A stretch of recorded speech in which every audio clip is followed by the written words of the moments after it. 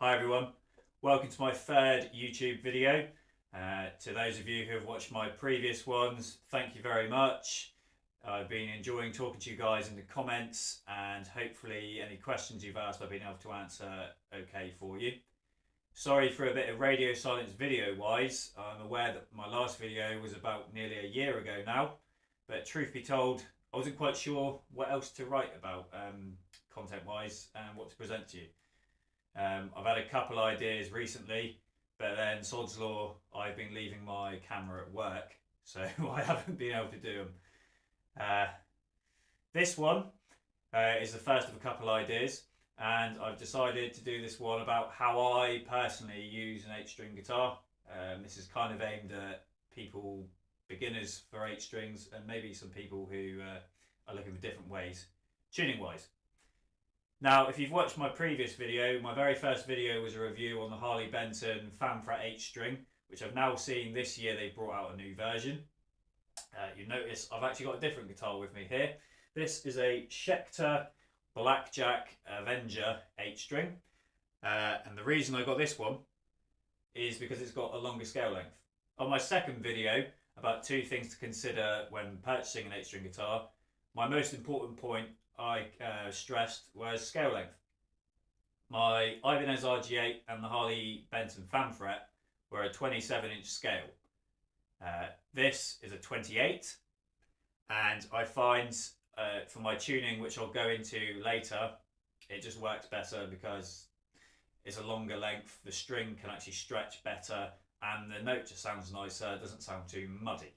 Another feature I'm really fond of on this guitar, which makes it quite versatile for me, is it has a push-pull pot which coil splits the humbuckers, so they will also act as single coils, and for a big, monstrous 8-string, it can sound like a Fender Strat.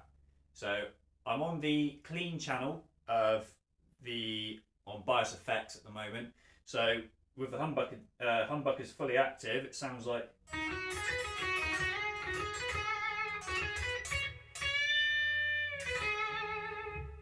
And then if I was to just move that to the neck and coil split it,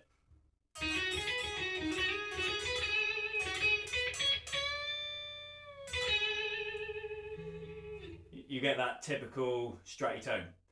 The coil split also works really well on the low C sharp.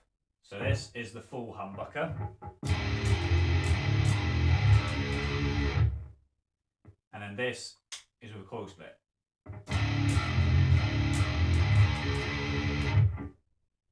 Now it sounds a lot more twangy as a single coil does, but I think it gives a lot more character in the low end. So let's get down to how I tune my, let's get down, oh God.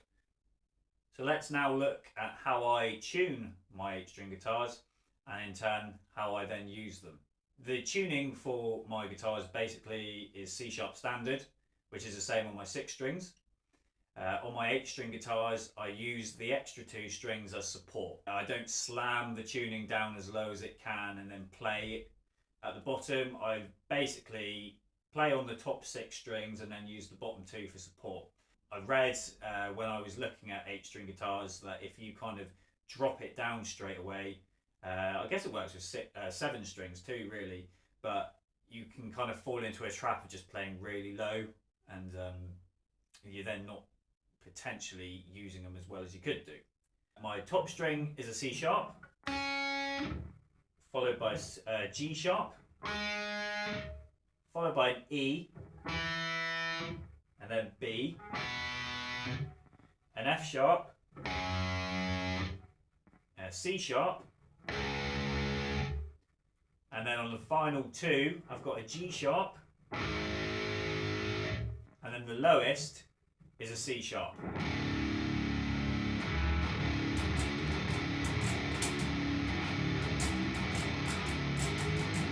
So to summarise, I still mainly use the top 6 strings, but if I feel like a riff would work better in a lower registry, or I want to support in my band, there's a 6-string guitarist, if I want to support what he's playing because he can't play as low, that's when I use the lower notes. That kind of leads on nicely to how I use my guitar in a band situation. So in the band I'm in,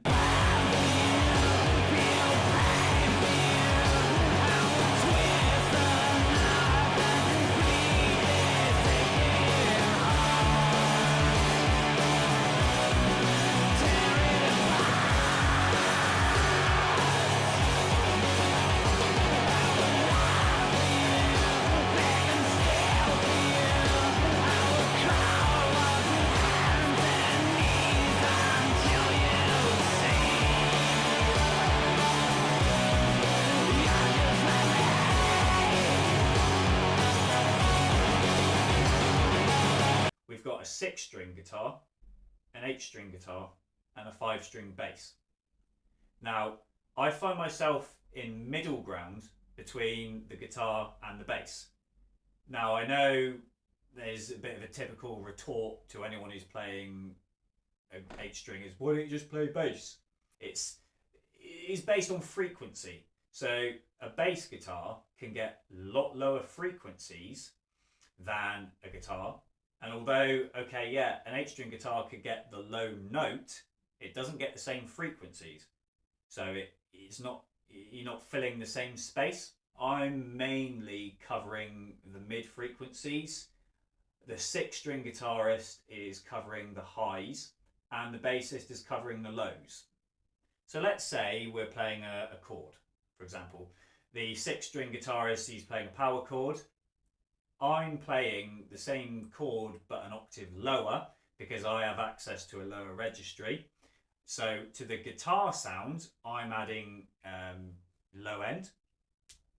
And then I'm also mixing with the bassist because the bassist might be playing the same note as me, the same root note of my chord, but he's bringing all of the bass frequencies, which the guitar can't.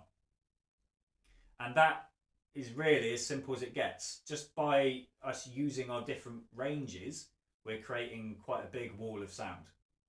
In conclusion, as simple as it sounds, that is how I personally use an 8-string guitar. Just like a 6-string, with a few extra notes, which I don't always use.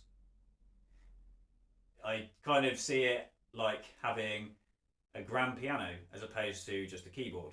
Yeah, I've got a lot more notes on it, and it's good to have them, but because I've got them, does that mean I have to use them all the time? No, but I have them. Maybe it's a bit like insurance. Who knows? Thanks for watching. I'm going to be doing another video shortly, but I haven't figured out how many points. It's going to be 3, 5, X number of game-changing moments in learning guitar for me. It probably have a snappier title than that, but I'm basically thinking of when I was learning guitar, certain moments for me that kind of changed, either radically changed my sound, or I finally understood things and kind of inspired me, and I progressed a lot more from that. But given my track record, I'm not quite sure when you'll see that. If you have any comments or questions, feel free to drop them down below, and I will see you either in the comments or in another video soon. Cheers!